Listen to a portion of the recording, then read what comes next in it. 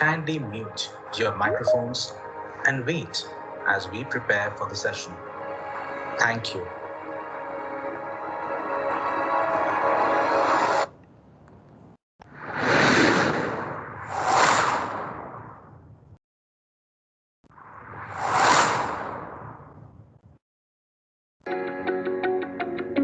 Scientific communication helps in accurate and clear exchange of scientific knowledge.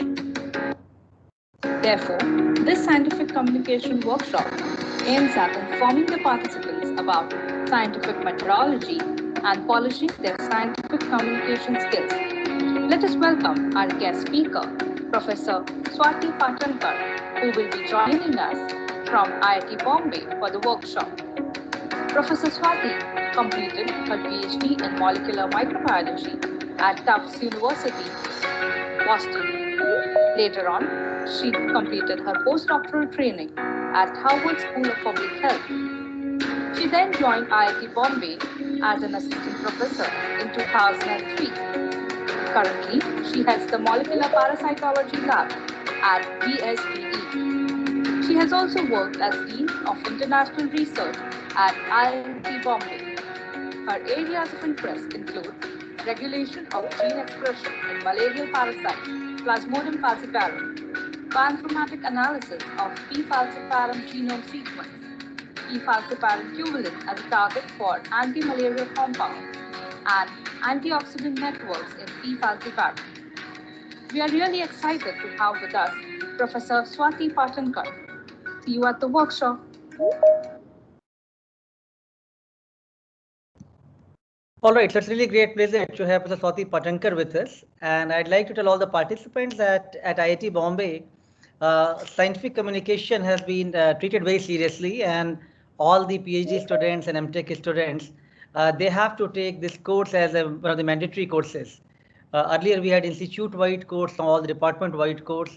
So this course is placed quite importance in the institute, which is very right, because people have to know these things at early stage of their career. So Swati Patankar is one of the the key faculty member and very distinguished faculty member who has been teaching this course from many years, and she has been awarded as best teacher in IIT Bombay. So you are very much privileged to have Professor Swati Patankar with us to share her knowledge about the scientific communication skill, and especially the scientific methodologies and how to conduct your research well. So with this, let me not delay anymore and invite Professor Swati to talk to you. And while she's presenting, I can actually share the screen and take her slides forward. Swati, over to you now. Thank you, Sanjeeva. Can you hear me? Yes, very well. Excellent. Excellent. So I think there's a slight echo from your computer, Sanjeeva. I will mute myself now. I'll mute myself. Yeah. Okay, perfect. So thank you very much for having me at this very interesting workshop. And I'm very excited to interact with all of you. I know it will be difficult since there are so many of you, but we'll try. We'll try and do some small interactions. So thank you very much, Sanjeeva. It's a great pleasure to be here.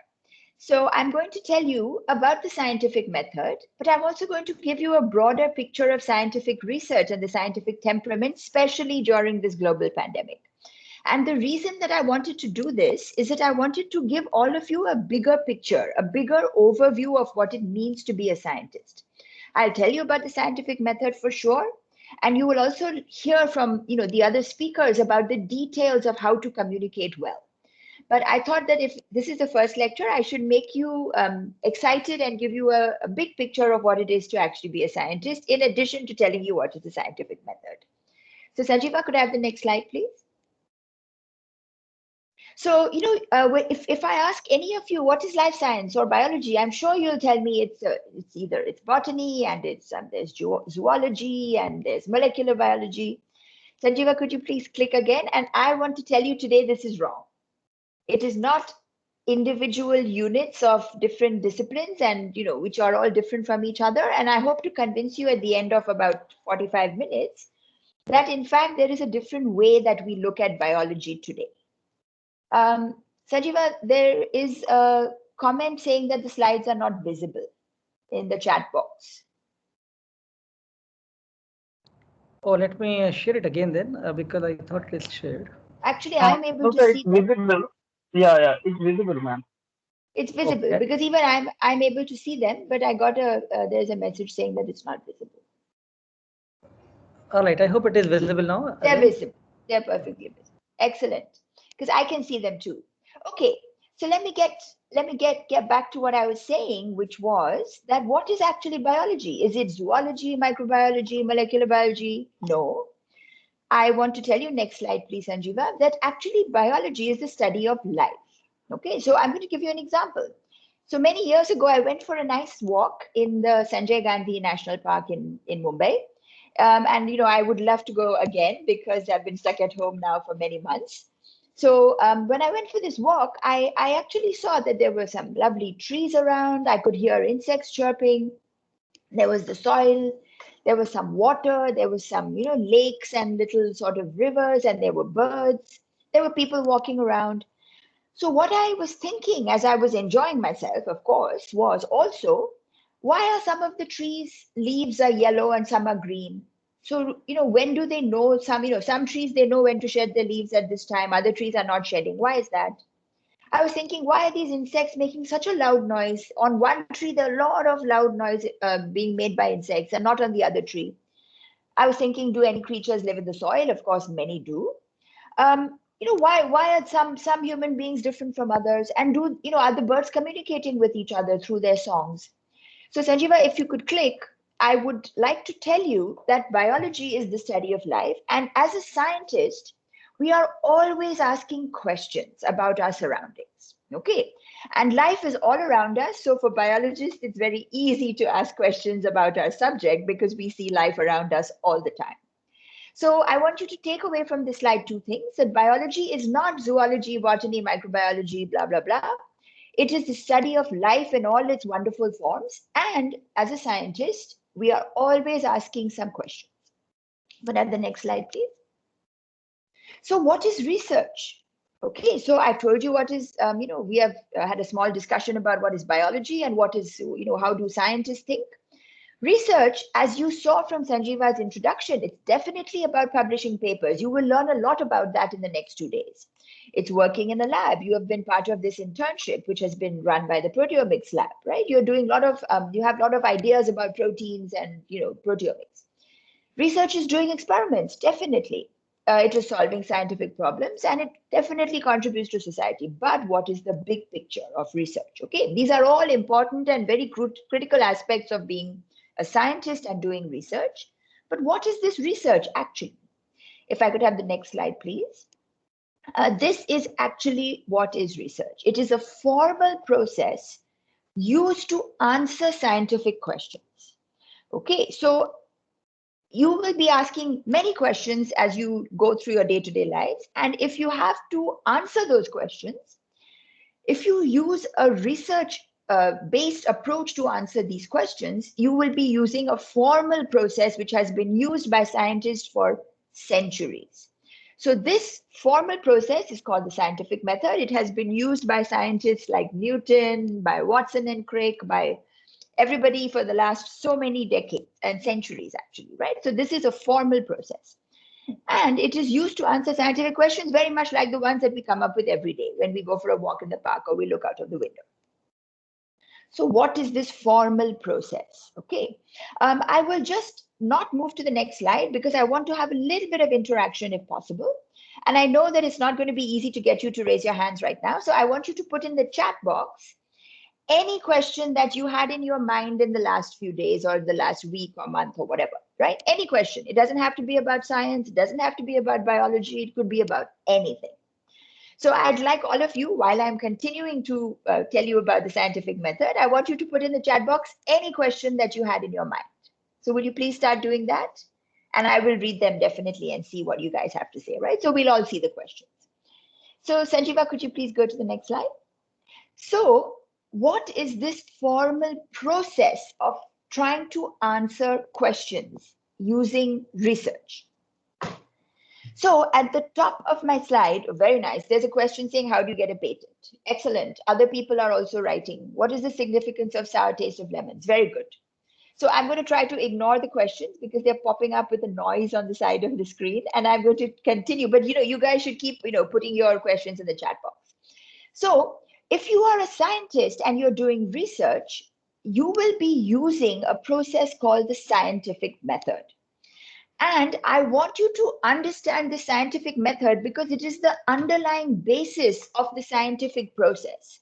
It is the underlying basis of how we communicate. It is the underlying basis of ethics. Everything to do with science is actually driven by this process of the scientific method. So what is it? So the first thing we do, as you can see at the top of the slide, is we make observations, right? If you go for a walk in the park, you will say, oh, why are the birds chirping? You had some other questions, which I will just quickly look in the chat box. How is COVID-19 related to schizophrenia, right? You had some observation which led you to this question, and then you pose a question. Now, after you have a question, you actually, as a scientist, you will develop or you will actually define multiple hypotheses that could be the answer to this question which you have raised. Please note that there is not one hypothesis that you will actually come up with. You will come up with multiple hypotheses. And the reason is that the question could have many different possible answers. Okay. So you'll have, say, for example, 5 potential hypotheses. Then you will do an experiment. And because of this experiment or a series of experiments, you will actually be able to reject, based on the outcome of the experiments, you'll be able to reject some of these 5 hypotheses. So let's say you were able to reject hypothesis 1 and 4. You are left with hypothesis 2, 3, and 5. You do more experiments. And the outcomes of those experiments will allow you to reject some more hypotheses, for example, 2 and 3. After doing a lot of experiments, you are left with hypothesis number 5. So what does it mean? So far, you have not been able to reject hypothesis 5. What you do next is you say, okay, if hypothesis 5 is correct, if I predict, I should be able to predict that if I do this kind of an experiment, I will get an answer like this. So this means that your hypothesis 5, you have studied it for a long time and you are able to predict what what hypothesis 5 will be able to, so you should be able to say, if I do this and hypothesis 5 is correct, I will get this answer. So it really means that you have rejected many hypotheses because your experimental work is not able to support them. And the last remaining hypothesis, you do more experiments and they are consistent with the hypothesis. Okay. So what happens is that at the end of all this, you can actually say, so far, I have got hypothesis 5. I'm not able to reject it. Everything is actually consistent with this hypothesis. And next time I do an experiment, I'll be able to predict what will happen. And you might be able to make a model that can predict what will happen every single time you do an experiment based on hypothesis number 5. So I'm going to give you examples of this. And, so Sanjeeva, if you could move to the next slide, I'll just tell you what it means. Okay. So when we start off, we always think that science is very easy. You ask a question, you formulate one hypothesis, you perform an experiment, you get some data and you draw some conclusion, and then you bake until thoroughly cooked and you garnish with additional observations, right? So we think that science is do something and you get some nice answer, and that's the end of the story. And now I know everything about this question. It is not this way. And if you can go back, Sanjeeva, just to the research, to the scientific method slide, I'm sure you can all see that the scientific method is extremely complex. It is very iterative. It goes round and round in circles. You have multiple hypotheses. You will be rejecting some of them. You will not be able to prove every single hypothesis. In fact, you will not be able to prove any hypothesis. You will only be able to disprove them. And your remaining hypothesis will be the one that you will be using for your future work until somebody may disprove it or you may disprove it yourself. Okay, so it's very complicated and it's not that simple. Just do something and you get an answer. Okay, so Sanjeeva, could we go to the next slide and the next one? So we talked about, so Sanjeeva told you what are the qualities do we need as a scientist, right? So I'm going to tell you the similar things, but in the backdrop of the scientific method. So what did I tell you was the first step of the scientific method? You have to be observant. You have to make observations and you must ask questions. So could you please click, Sanjeeva, to the next? So you have to be observant. You have to be curious. You have to ask questions and you have to read a lot. Okay, why? Because you are trying to understand things. You're trying to get information. If you can click, I want to tell you all that for all of us in India, it may involve unlearning, a lot of conditioning by our education system not to answer questions, right? So I want you to raise your hands if this has ever happened to you in any class. You wanted to ask a question, you asked it, and the teacher said, don't ask questions. Anybody, how many of us has this happened to? I can raise my hand. I'm sure that this has happened to many of us, right? So we have to unlearn this feeling that we should not ask questions. You have to ask questions as a scientist, okay? You have to be curious and you have to read because there could be answers out there to your questions. You can put your hands down now. So could I have the next slide, please, Sanjeeva? So what are the other qualities we need as a scientist? Now just look at the scientific method. You had a question and you are now making multiple hypotheses that could be the answer, that could give you answers to this question. The scientific method, it will definitely have hypotheses which you will be rejecting. Okay, so what does it mean? You have multiple hypotheses. Some of them just are telling you from their experimental data that this particular thought process, this idea is not correct. So now you have to move to the next one. So if you could click, thank you. There is a lot of failure. Something didn't work. Something told you that your favorite hypothesis is wrong. So we have to lose our fear of failure, which is another very Indian trait. We don't like to fail. And we need to learn from failure. So the scientific method forces you to learn from failure. Failure means this is not the correct thing. What else could there be out there? Okay, it's a very valuable thing for us to learn. We have to be very objective about our own results and data. We cannot get emotionally attached. So Sanjeeva told you the same thing. You cannot be attached to just one of your hypotheses. You cannot say, I love hypothesis number one, and if it's not correct, I'll be very sad. No, it doesn't work like that. This process is highly iterative. It goes round and round. You do something, it fails, or it gives you some result which was confusing or surprising. To go back, you have to work very hard and you have to be very smart. And you have to be very careful while designing and executing experiments, right? Because you have to believe your data. And because it is such an iterative process, it takes months, years. You have to be persevering and you cannot give up. You cannot get depressed easily when things don't always go your way. Okay, now I'll have the next slide. So this is shocking. How many of you are shocked by this? So the shocking thing I've told you in the last few slides is you want me to ask questions rather than give you a mugged up answer. A hypothesis could be wrong. I could work really hard and be back at square one. I have rejected all my hypotheses and I'm again back at square one. Isn't this shocking? How many of you are shocked? Raise your hands. So I can see some of you guys are raising your hands. Okay, so this is a shock to many people when they start science. Okay, so as scientists, we are always in a very, little bit shaky when we start off because we didn't realize that science is like this. So Sanjeeva, if I could have the next. Yes, so the answer to all these questions is yes, you have to ask questions. Yes, a hypothesis could be wrong. And yes, you could work really hard and be back to square one. So I'm going to now ask you to raise your hands. Are you ready for this? Now that I've told you what is the scientific method and how it underlies science, and it's not easy. Are you ready? Raise your hands. I can see again hands being raised. I must tell you that even though it's a little difficult, it is great fun. Okay, it's really, really fun. And I'm going to show you in the next part of my talk for about 20 minutes how much fun it is to be a scientist. So I hope you have all understood this scientific method. Okay, just to reiterate, you are observing, you have questions, you make hypotheses that could answer your questions, and you do experiments. Some of the experiments will show you that some hypotheses are not correct. They must be rejected. The hypothesis which you are left with, which you cannot reject, is your working hypothesis, and you continue to do experiments on that hypothesis. And you will find that if it is a valid hypothesis, you will get more and more data which is consistent with that hypothesis. And actually, everything which you read in your textbook are all hypotheses which, as of today, we have not been able to reject. Okay, so that is something for you to keep in mind. Okay, I'll have the next slide.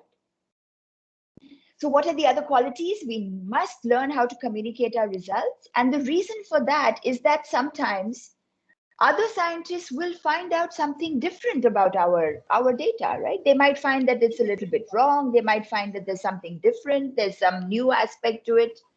So we need to communicate through seminars and conferences and through published papers, because other scientists need to be able to validate or disprove our hypothesis. Okay. You'll be learning all these things in the workshop, but I want you to remember that it's based on the scientific method. Always remember it's based on the scientific method, and that will help you to think about it a lot. Could I have the next slide, please? So what are the other qualities that are helpful? You have to be very organized. You have to set deadlines for yourself. You have to enjoy learning new things every day. You have to work very well in teams, because science is highly interdisciplinary, and you must have strong ethics. Okay, so you have heard this from Sanjeeva, and what I'll do is I will show you examples of this in the next 20 minutes. Okay, so now that you've understood biology, let's start thinking about this as a career. Okay, I'm going to tell you a little bit of career advice. So before the pandemic, I think this is possibly an accurate way of how we view life sciences research as a career. So in school, we are thinking, which are the scoring subjects? Am I right? Which subject can I get good marks? In college, we start thinking, oh, should I drop maths and take biology? Some of us don't have the option of doing both. So we say, we're thinking, should I do PCB or should I do PCM, physics, chemistry, maths, or physics, chemistry, biology? During our bachelor's, we might be thinking, is there any scope, quote unquote, for botany or zoology, right? In master's, I just want to tell you that some people like me, I don't have any master's degree. I have a bachelor's degree, and then I went straight for PhD. So what is a master's degree supposed to do? What am I supposed to get out of that master's degree? When we do a PhD, we ask ourselves, okay, I'm doing it, but do I need it to get a good job? And then when we think of job, we ask ourselves, should I go to industry? Should I go to academia? This is kind of our career trajectory from school all the way to job. Okay, this is the sort of general way that we think about it. I'm going to give you a new way of thinking about it. This is my suggestion. You see if it works for you. So Sanjeeva, could you click once, please? Okay, so next, can you click? So in school, I'm going to suggest to you that you ask yourself, which subject do I love? And the reason that I'm asking you to think which subject you love is that I showed you the research process, which is a scientific method, which has a lot of failure and disappointment. So it really helps if you love the subject. Sanjeeva, next, please. Should I drop maths and take biology? Now, I want you to think, is it possible for both of them to coexist? Can I do both maths and biology? So I just want you to give it a thought. Next, please, Sanjeeva. Okay, in bachelor's, should I do botany or zoology? What's the scope? I would suggest to you to think that will my career have many different disciplines, not just botany or zoology. Next, in master's, like I told you, what is the real role of a master's, right? So I would urge you to ask yourselves, if I'm doing a master's, is it going to have a research component? Because I've studied a lot of facts during bachelor's. Now, is my master's program going to help me to do some research project and move towards being a scientist? Next. For PhD, I would request you to think, what do I want to do after PhD? And how does my PhD help me to get there? And finally, Sanjeeva, next, last slide, is it only industry or academia, or are there any other career paths for biologists? I want you to think about it. And if Sanjeeva can move to the next slide, I'm going to show you in the next few minutes with examples that what I've shown you on the previous slide about your research career, I'll just give you examples of why I think that you should start thinking about your research and your career and biology very differently. So I'm going to take COVID-19 pandemic as a way of illustrating all these things. So when we are sitting at home, or we are doing very limited, work, or we're going out a little bit infrequently for the last 1 year, more than 1 year, I'm sure you had questions. So here are some questions that I had. Where did this virus come from? How is it spread? How can we stop the spread? Can we make medicines and vaccines? How is a person diagnosed? Can we predict the trajectory of the pandemic and suggest when to stop lockdown? Right. I want you to remember that behind all these questions, on the right-hand side of the screen, you'll see a little cartoon of a virus. This is a cartoon of the coronavirus, SARS-CoV-2. And remember that it has an RNA genome and it has proteins on its surface, on the viral capsid. And these are one of very important proteins is the spike protein. So I want you to remember these two things. The spike protein is on the surface and the RNA genome is inside the capsid of the virus. And the virus is causing havoc all over the world. So these are just some of the questions that I had about the coronavirus pandemic. So Sanjeeva, could I have the next slide? So let's try to see if we can get some answers. So the first question that I want to discuss for just a few minutes is, how is an infected person diagnosed? Okay. So we know that sample collection takes place, and this is from a nasal swab. So the technicians and the lab diagnostic technicians who come to a person's house, they'll take a swab from the nose. That swab, it should have virus particles, and those virus particles will be broken open. They will be lysed, and their RNA genome will be found in the solution. And that is subjected to something called real-time quantitative PCR. So the RNA genome has to first be converted into DNA. This is done by a enzyme called reverse transcriptase, and then the DNA is put into this RT-qPCR machine. And after the RT-qPCR machine has done its job, and this is really a way of amplifying copies of DNA. So if the viral RNA was present, it got converted to DNA. Real-time qPCR will tell you how many copies of that genome were present in the original sample. It is a way of amplifying copies of DNA. So you do data analysis and you get some results of how many copies of the viral genome were present in your nasal swab. So this is classic molecular biology, and it is the basis of the diagnostic test for coronavirus.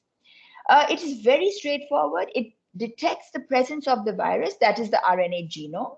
It is highly specific and sensitive, and it uses PCR, which is a standard way to amplify copies of DNA. Now, I should tell you that we have all done PCR in our labs. So Sanjeeva has done it in his lab. My lab does it all the time. It takes less than 2 hours. Now, we all know that to get the result of this test is taking more than 2 hours, right? So the question is, why? Next slide, please. Thanks. So it's taking much longer than 2 hours to get results. So, I know that when there aren't too many cases, then we get our results within 24 hours. Sometimes when the cases are very high in our city, it takes almost 3 days, 4 days to get the results. So it really depends on the number of cases, because then there is a big load on the system to get this test result out quickly. So why is it taking longer than 2 hours? You need that quantitative real-time PCR instrument. You need that machine, and there aren't so many of them in every single diagnostic lab. You need the fluorescent probes and the reagents. You need trained personnel to do it, and there are too many samples at times when the cases go up, leading to backlogs. So since the last 1 year, I'll tell you some examples of solutions that were worked out. So government labs at the beginning of the pandemic, when the diagnostics lab did not have enough real-time PCR machines, the government labs also joined in the efforts. Now the diagnostic labs have standardized the technology, right? So in the beginning, there was lots of efforts from government labs. Now we have a lot of diagnostic labs that can do it. I'm going to show you 2 examples of low-cost PCR. So using cheap substrates such as paper, and this involves microfluidics and physics and engineering. And I'm going to show you an example of pooling of samples to reduce time, effort, and cost. And this is a mathematical problem. So I'm showing you interdisciplinary solutions to our problems, and I will also show you biology solutions to this problem. Could I have the next slide? So here's, this is a screenshot from the ICMR website, and this was taken at, I think last year around June in 2020. So in the middle, you see our map of India, and all the green dots are the government labs that had started doing SARS-CoV-2 testing in the beginning of the pandemic, and the blue dots were the private labs. Today, you will see a lot of private labs that are also doing testing, okay? But at the beginning, because of that availability of that instrument in the government labs, many labs, for example, ICMR Pune, IISc Bangalore, they were all doing COVID-19 testing. Could I have the next slide? Okay, so now I'm going to show you two things, and I will not get into the boring details of them, but if you have any questions, I'd be happy to discuss later. So can diagnosis be done faster and cheaper? So I told you there's this machine.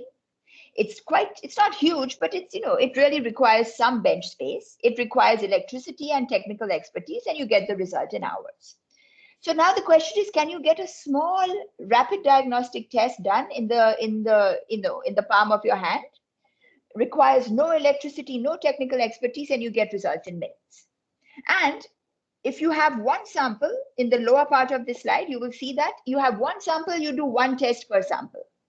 Now the question is, rather than doing one test for one sample, can you pool your samples? Can you pool the samples, and can you actually do one test for multiple samples and then go back and figure out which sample was positive? So there are many questions coming in the chat box. I'm going to continue and finish my talk, and then we'll get back to all of your questions in our discussion, I promise. Okay, but please keep asking questions in the chat box, because it's always, if they're in your head, they should come in the chat box right away. So can diagnosis be done faster and cheaper? Do we need these big machines? Can we do it on a little piece of paper? And do we have to do one test per sample, or can we do one test for multiple samples by pooling them? This will save time and reagents as well. Next slide, please, Sanjiva. So here's one example of solutions to these diagnostics problems, which are interdisciplinary. This is a paper from 2019, before the pandemic, and it is a paper-based DNA diagnostics device for the subject, for the pathogen that my lab works on, which is Plasmodium, which is malaria, which causes malaria. And this is a paper from a group in the UK, but they used a paper-based test. So they've actually made that entire big dabba of the PCR machine. They were able to put it on a piece of paper, and they use a technique called LAMP and a DNA polymerase that works at a lower temperature. So I'll not tell you the details, but this is one kind of solution to our problem of diagnosis. Can we make diagnosis very rapid and cheap by putting those same things that the big machine does? Can we put it on a piece of paper? Okay, could I have the next slide, Sanjiva? So now I want to tell you another interesting, this is a solution which has come from a very unexpected place, because it came from basic biology. So I have shown you a picture of a bacterial cell. Now, how many of you, raise your hands, have heard of this CRISPR-Cas technology? I would like you to raise your hands. How many of you have heard of CRISPR-Cas?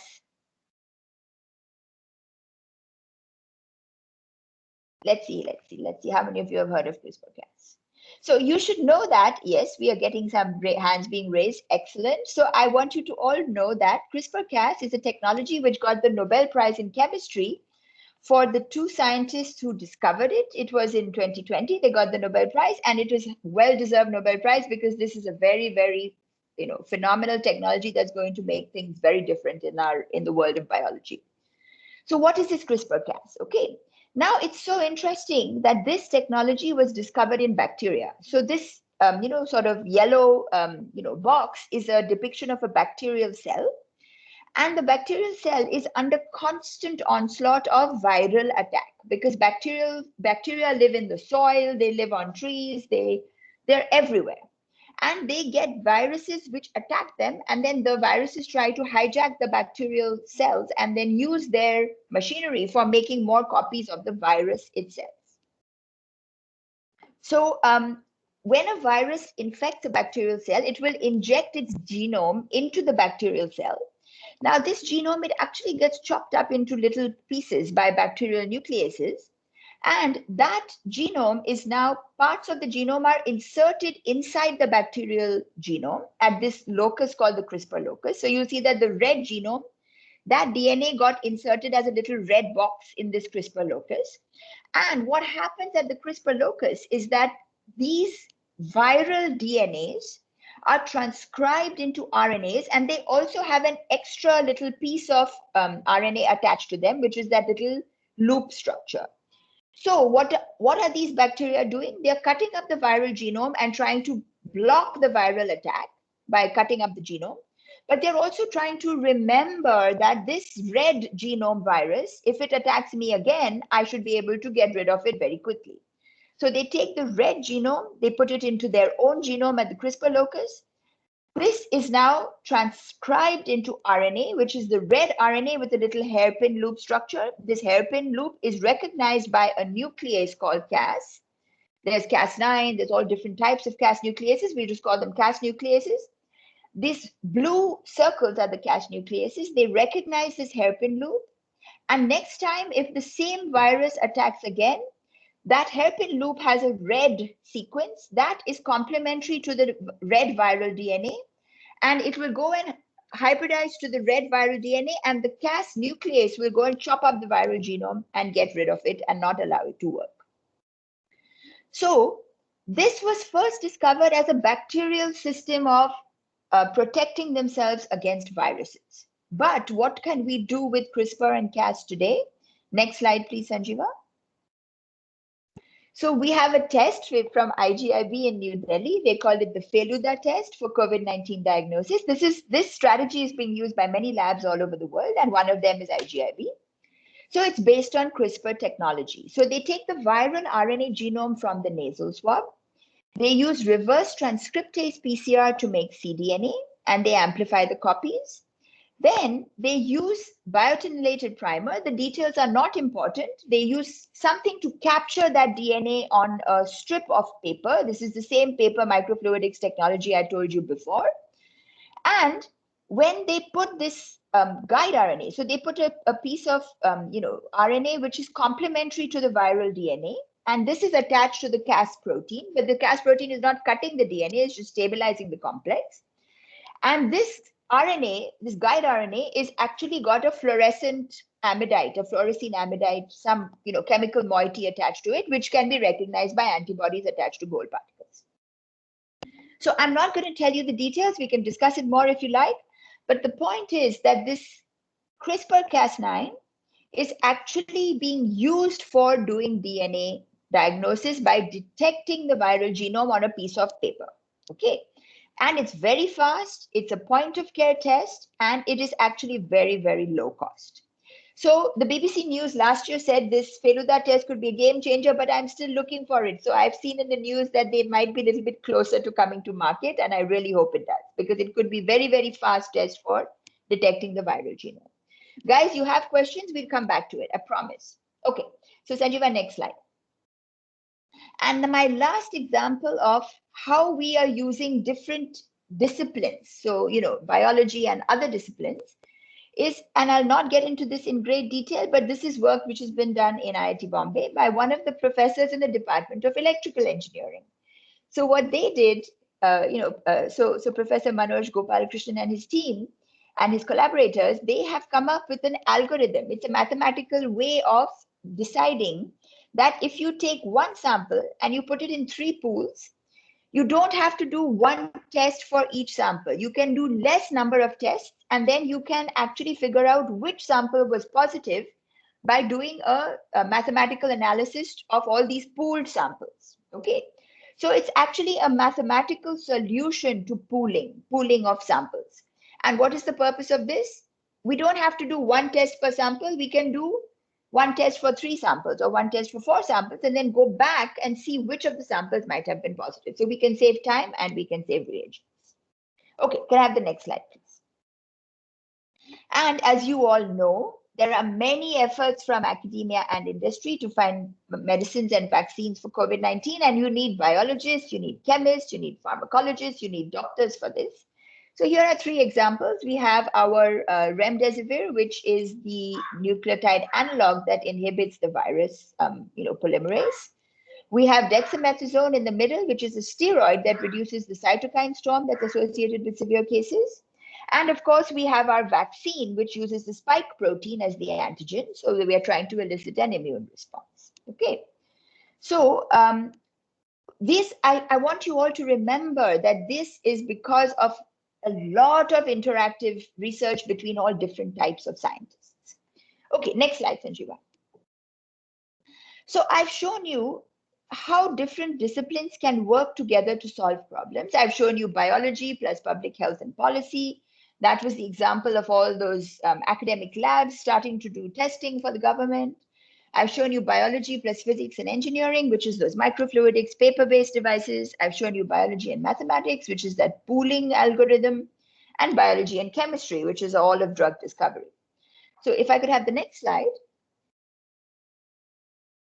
I want to show you some examples from biology itself. Okay, so now here's the question, and I'm sure you have been reading this in the newspaper. Where did the novel coronavirus come from?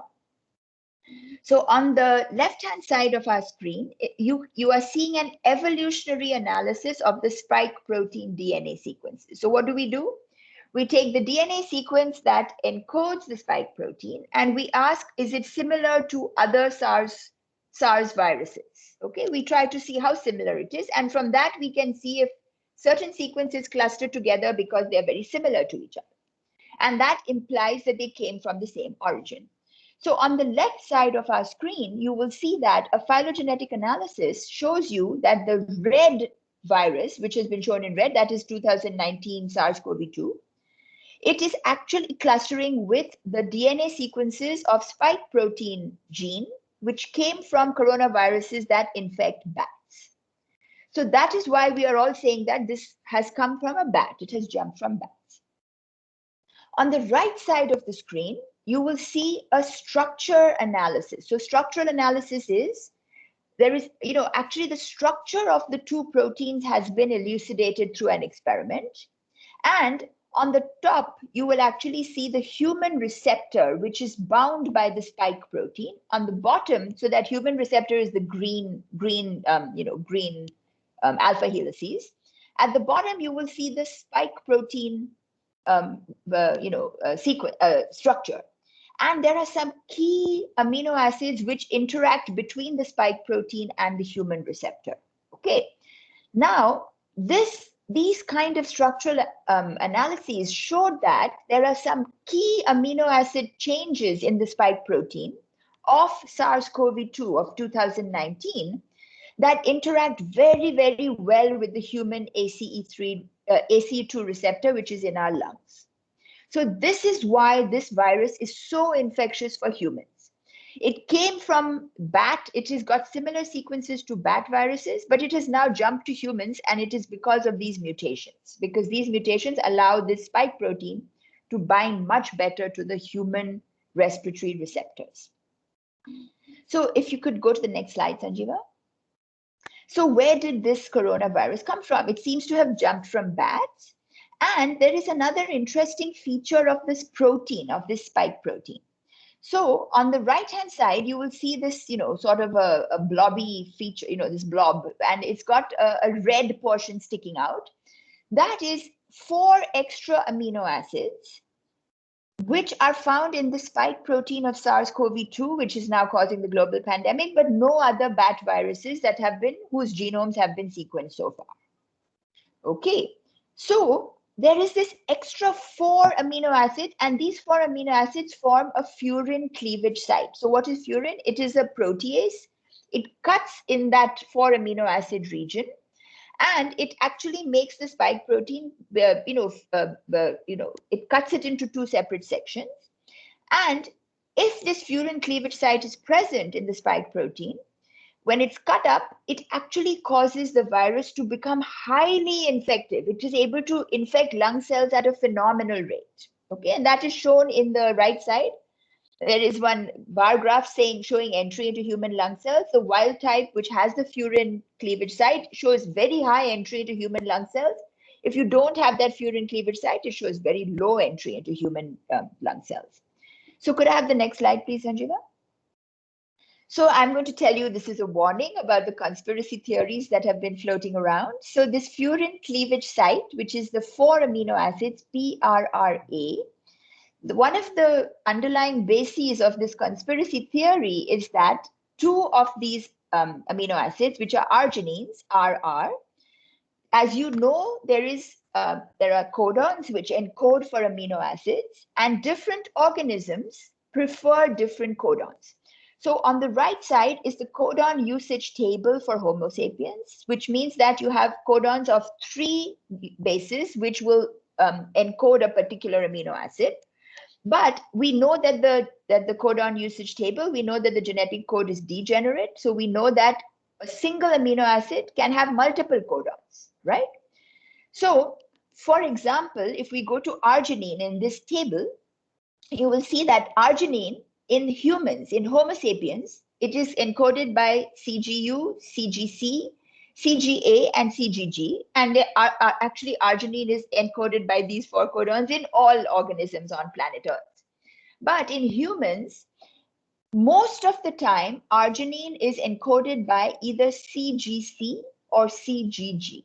So out of the 4 options, humans prefer the ones which are CGC and CGG. Now, in bats, they do not prefer CGG and CGC. Okay, bats prefer the other 2 codons for arginine. Now, in this SARS-CoV-2, the 2 arginines which are present in the furin cleavage site, they have codons which are CGG and CGG, which are the human codons. Now, if this was a bat virus, the bat viruses would have optimized their codons for bat codon usage. But here we have 2 codons which are highly optimized for human codon usage. So this is the conspiracy theory that this is an engineered virus, that some human beings have put that furin cleavage site and they put the human codons over there and it escaped from the lab, and now we are all in this horrible situation. So to answer this, we need more sequences. We need sequences of SARS-CoV-2 variants. We need sequences of bat coronaviruses. Do they have the furin cleavage site? Do any other amino acids have codon bias? So there are many, many questions that can be answered here, and we don't have all the answers, and we may never get them from sequence data. We have to rely on investigations done by global organizations. Okay, so could I have the next slide, Sanjeeva? So what I've told you about the evolutionary studies and all these mutations and these extra pieces of the SARS-CoV-2 protein, which are found in SARS-CoV-2 and not other coronaviruses, they are helping us to decide whether the coronavirus is evolving towards becoming more or less infectious. And I'm sure you have all heard about this new Delta strain, which has absolutely created havoc in India for the last 3 months. There are very high transmission, there are lots of severe cases, and this new Delta strain has got mutations. And if we understand how these mutations are interacting with human lung cell receptors, we will be able to understand how these new variants of coronavirus are actually evolving, and are they getting milder or more infectious. So we need to sequence our coronavirus isolates in India to get a better picture of how this pandemic is evolving. Next slide, please. So I'm now reaching the end of my discussion with you. I want you to remember that all these examples I gave you are based on the scientific method.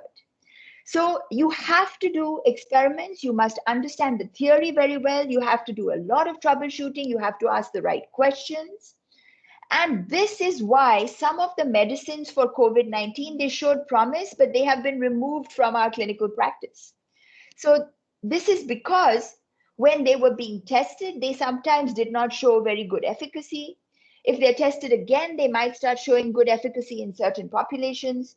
So in case you were wondering, why was this medicine supposed to be good, but now it's not supposed to be good anymore? It's because the scientific method involves all these testing and retesting and coming up with hypotheses. Okay. So don't forget that everything I showed you is an outcome of that scientific method. Observations, asking questions, making hypotheses, doing lots of experiments and rejecting hypotheses and being left with the one which you are not able to reject. Next slide, please. So if we don't follow the scientific method, we are in trouble. So Sanjeeva has told you about ethics. I will also tell you about ethics, but here's a very clear example of why ethics are very important. So last year, there were 2 papers published in very, very top journals. So these have got the very high impact factor. The Lancet has probably the highest impact factor of any journal. And New England Journal of Medicine also very high impact factor. So these were two studies which were based on data. It was based on clinical data of patients, and they were saying that hydroxychloroquine is important, is a very important treatment for COVID-19. Could I have a click on the slide, Sanjeeva? And now I want you all to know that these two papers have been retracted, which means that the authors have said that we do not believe our own results. Okay, so these papers were based on data from very large clinical trials, and they have been retracted, and hydroxychloroquine was then under a cloud of suspicion.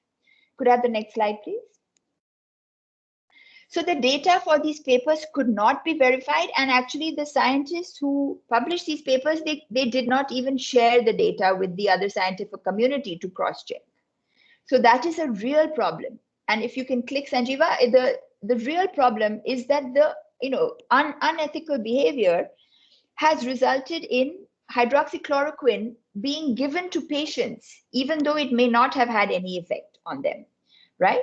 But then the studies on hydroxychloroquine were stopped. They were restarted by the WHO, and then more studies suggested that there's no benefit. So I want you to remember that good ethics are absolutely crucial, because the example I showed you, it impacts people's lives. So it's not about publishing in the Lancet and in New England Journal of Medicine, which are very high impact factor journals. This example I'm showing you is an example of how, if you don't do your science well, it can affect other people's lives, which is, I think, the most important thing that we should remember as scientists. Okay, next slide. So I have two slides more, and then I'll stop and we'll have a little discussion. So, you know that we thought about our careers as life science researchers. We said, I'll do BSc, MSc, PhD, postdoc, academia, industry. After the pandemic, I hope I have shown you enough examples that science and biology is highly multidisciplinary. You can combine different subjects to solve your questions and to find answers to your questions, right? So I showed you examples of how you can combine maths and biology, chemistry, biology, whatever. Are there any other jobs apart from industry or academia? And science communication is one very big job. And I don't mean the science communication which you are learning in this workshop. This is actually science communication of senior scientists who want to communicate to the lay persons what all these different things are about the pandemic.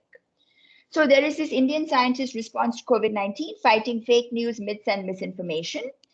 For example, they have answered questions like, was it made in a lab? Is eating non-veg food risky? Can cow urine or cow dung protect me? Do Indians have a very great immune system which protects them against coronavirus? So there is a very strong push on having scientists talk to the general public and explain to them what is actually going on behind the scenes, and explain all these things to them. So my next slide. Very quickly, Sanjeeva, could you start just hitting the, yeah, perfect. So what is the scope? After the pandemic, it should be very obvious to us that the scope of life sciences is huge. We are always going to try to solve some health problem. There'll always be new questions to ask. And even if it does not solve a health problem, biology research will add up to the knowledge that will help to solve these health problems. And I'll give you the example of CRISPR-Cas9. It was discovered as some funny bacterial mechanism to deal with viruses. And today, CRISPR-Cas9 is being used for all kinds of health applications. Next slide. So how should you think about your career? This is my suggestion. Sanjeeva, could you just click? So please look at your degree as more than a piece of paper, but something that will help you to move ahead in your chosen career. Next. Please be open to mixing up biology and other areas of science. If you really enjoyed maths or physics, even history, you felt it doesn't mix with biology, don't worry, it does. And if you love history, just check out the very interesting comparisons that have been made between 1918 and 2020 pandemics. And believe it or not, if you look at the history, you will see lots of things we have learned from the 1918 pandemic that we are still using today.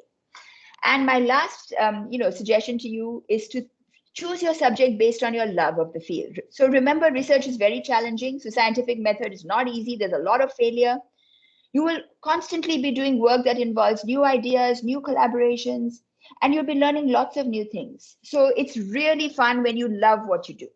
Okay. And the last slide is that despite this horrible pandemic and all of you are young people who are sitting at home and thinking of your future, don't worry, it's going to be fine. I would strongly urge you all to enjoy yourselves, learn as much as you can, and do very well in your professional lives. So that's the end of my talk. And I know you have a lot of questions. So Sanjeeva, I hope we have about 5 to 10 minutes for answering questions.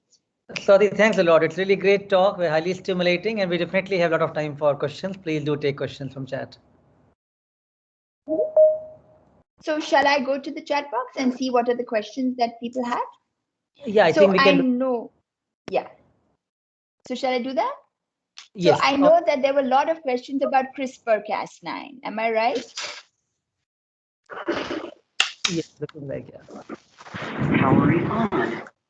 Sanjeeva, how shall we do this? Because there are so many questions that I'm not sure how to go about it. Would you like to suggest how we go about the questions? Yeah, I think really, I have not seen so many questions either. This is a lot of questions right now coming up. Maybe you can just pick a few, and then we can give some general sense of that. I think CRISPR, people are asking some questions on that. So why doesn't bacterial CRISPR system cut its own locus? Is there a protection mechanism? So guys, actually its own locus, it's only going to make those small RNAs, right? It'll only make the tiny little RNA with that viral genome and that stem loop structure. So that RNA is not made into protein or anything else. It's just a little piece of RNA, very small RNAs. So it does not cut its own locus. That's actually a nice question. Is there a protection mechanism? I think there are other features of this CRISPR locus, like there has to be a PAM site, there has to be other sequences which have to be found in the DNA where it's being cut. And those things are not there in the genome itself. Yeah, so those extra bits of information are there in the viral genome, I'm guessing. But yes, there is some protection mechanism which involves the sequences, so it doesn't cut its own locus. There's one interesting question from Smruti. Looking at the current pandemic context, what should be approach of MSc student? There is no offline mode, no offline lab, work to do. That's a nice question. It's a very nice question. And so Sanjeeva, I will start to give my suggestion, and I would like you to also jump in after I'm done. So guys, you know what? I understand your pain. I totally get it. It's really frustrating, right? So, there's no, we are not able to go to the lab, many of us. But I think what you're doing just now is an excellent idea. You're listening to new ideas. You're listening to new subjects. You're learning things like communication. Please keep doing that. The other thing is that there's a lot of bioinformatics kind of projects which are easy to do at home. And they ask very simple questions and they are able to get simple answers. So I'll just go back to our famous coronavirus, right?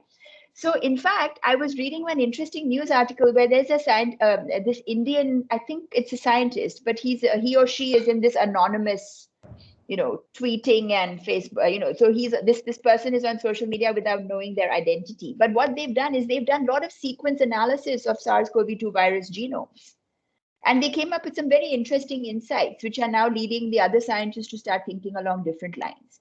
So I think bioinformatics is something you can do at home.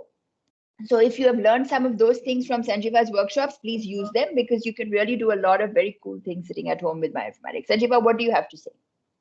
I definitely agree with you, Swati. And in fact, sometimes the extreme situation also brings out, the best within ourselves in a different way, right? Like, we have never thought about such ways of interaction. We never thought we can communicate to thousands of students from all over India in just fingertips by sitting at our home and offices like this. And I must say, like, whole summer I've been enjoying interacting with all of you in different capacity, different subjects of bioengineering summer camp and internship of proteomics and now science communication. All those were probably one of the events we do in the 1 year, right? So pandemic is, also bringing in different ways of us to be creative and think about how to overcome the challenges. And many of you who have been also, attending some of our workshops and other workshops, I'm sure you have tried to build your career in a different ways. Now you have brought very strong foundation to many things. Some of you have learned new programming skills from other type of open access courses. Some of you have started doing some bioinformatics work. I think there are ways around. there's definitely, we would like to have, at least biology type of researchers to be in the lab and do the, experiments on the wet lab bench. But a lot can be done without even coming to the lab. And I think that's something which all of you have to explore at this time right now. So much publicly available data sets, public repositories being available. I think all of those are, right now could be very important to try to utilize that information and do something on your own. So be creative. I think, there is no need to be frustrated. I think there is a lot of positivity which can be brought in even this difficult time. Swati, there are many questions which are linked to the RT-PCR. Yes. And, how to know a person is asymptomatic. RT, what is the qPCR machine? What is the CT value? I think just you can elaborate a minute. I'll do it very quickly. So guys, Yes. you must have been confused because RT stands for two things. RT is real-time PCR and it's also reverse transcriptase PCR, right? So don't get confused. If we just use words, then we get confused, but we should just understand what we are doing, or what is the meaning. So when I say reverse transcriptase PCR, I mean that if I have an RNA genome, I have to convert it into cDNA. That is done with reverse transcriptase. Okay.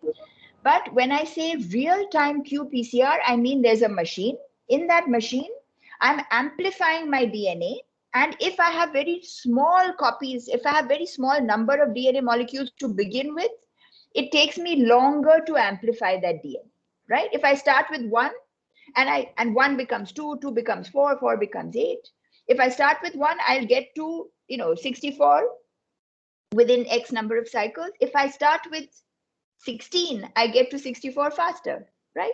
So that CT value is just a depiction of how much DNA was there to begin with and how fast you're able to amplify it to a certain number of DNA molecules. So that's a very simple, sort of refresher on RT-PCR. One question is that I felt bad when I had to repeat long experiments like chromatin immunoprecipitation, which lasts for almost a week, and I did not get the desired results. So, Rahul. Welcome to our lives. Sanjeeva, how many times you got depressed with something? No, so that's the reality, right? I think so. Welcome to the club, right? I think you're well on your way. I think you should. Sooner you start enjoying these failures, I think easier it will be and good for you to be on the scientific track. Yeah. And I think all of us, we learn from our failures. So we don't just say, oh, it didn't work, I'm so depressed and I'm going to go and take a nap. We say, why did it not work, right? So we think of what could have happened and we try and change things so that when we do it again, we will get it to work. So we just, we do a lot of analysis of the failure, which is actually very valuable. So I'll just take one controversial question from Karwanan. In India, I think all the labs are not providing proper research environment. What is your opinion about this, ma'am? Is there any standards for a proper research environment? So, I think it's not fair to generalize for the whole country. It's, every lab is different. And I know that, I can speak for, for our department, and I know that there are many, many very, very good departments which provide an excellent research environment. So I would hate to generalize. I think you need to find the place that works for you. And, if we think that if you go to, US or you go to Germany, all the labs are going to work for me, that's not correct, right? Every single lab has its own flavor, has its own way of training. And it's not just India, it's all over the world. So I think one has to find the place where you are, learning a lot and where it fits and it works well for you. Right. Few things are also very much misconception, right? Like we always generalize that probably every lab in US or in Europe is going to provide you everything high tech, and they are so much, affluent labs have so much wealth of the reagents and the all the money, which may not be true. Lot of labs are starving for the funds. Lot of labs does not have the right equipment. Lot of labs face the same problem with most of the Indian labs will face actually, and many Indian labs are much richer, much more sophisticated, much more advanced than I think in places abroad. So I think you should not generalize it. Also, I think it's a good idea to place your trust in where you work, and you should try to make the place better, because it's you, I think, who can take initiative and make the labs and your place better. One last question I think we can take, Swati. Do you think education is going to be completely changed in the future or would we go back to the same methods post-pandemic? I think it's going to change, maybe not completely, but I think whatever we found has been good and valuable from the pandemic. We should continue to do that. And I know that Sanjeeva will continue to run these massive workshops, and I say all the best of luck. And I think that's a fantastic initiative. So things which we know work well, we must continue. And things which we know work well in person, we should keep doing those things. So I think it's going to be a mix of all the new things that we have learned, which worked well during the pandemic. Absolutely. I think we have learned a lot and we should not unlearn those right now. I think it's a good idea to take some of those and try to imbibe with us and keep practicing those in future.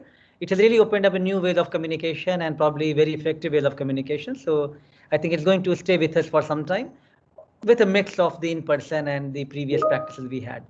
With that, I think let me thank Swati Patankar for very stimulating talk and session. Swati, thanks so much for coming and interacting with the participants.